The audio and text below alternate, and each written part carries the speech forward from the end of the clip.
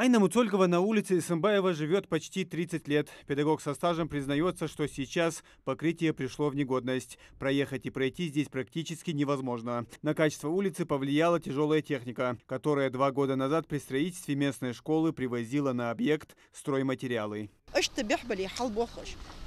دو وصحتي ضاعت لي الخده صلت حاشني خجع خطبة بوس دق هم بعدين تكون أقول سذا غاز بروفة حل بحاب ودا بروفة حل حي غاز حل حي زيادة فيفرالي إجر شيلة خانة يا ترانشيج واخجة إز درجة لحت قلت توسج دق خلون جليني واخ تخن هانس واخ يا خرفت يعني شتخونه يبيرش حل عي أخدوش تخو داي عي أخدوش تخي ماشينا شك تخي كواتش قول إيشواتش عوك الله قرقل نخبطش عوتي واخ تخي ماشينا. Дорога здесь в первую очередь необходима из-за того, что на улице проживают много семей с детьми. В дождливую погоду детей без сменных резиновых сапог родители просто не могут спокойно отпустить в школу. О своей проблеме жители улицы рассказали на просторах интернета. В школу один раз ребенок в один день пойдет, на второй день уже невозможно одевать одежду. Приходится каждый день стирать ее. В зимнее время вообще невозможно, в дождливое время.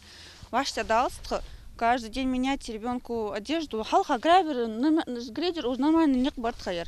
Когда возводили первую школу в Верхних Ачулуках, администрация и селение специально для того, чтобы облегчить проезд к школе, была проложена дорога на улице Базоркина. Автолюбители говорят, передвигаться по ней проблематично из-за искусственных неровностей, которые уложили здесь местные жители, чтобы машины не разгонялись. Поэтому единственный маршрут до школы – это дорога по улице Исымбаева, которая, как мы видим, в не самом лучшем состоянии. В местной администрации говорят, дорогу в скором времени благоустроят за счет внебюджетных средств, а жители просят набраться немного терпения.